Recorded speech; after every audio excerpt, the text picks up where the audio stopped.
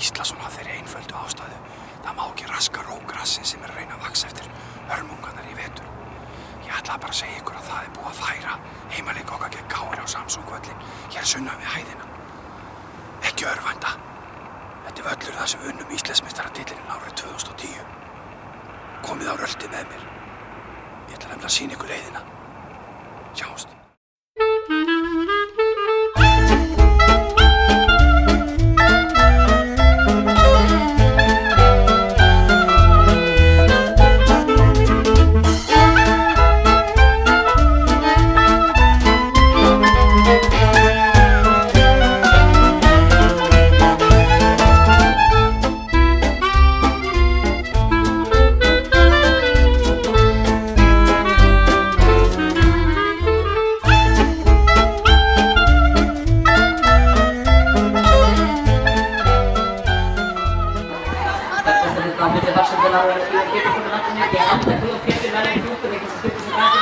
Senti kata, lihat aku dikit.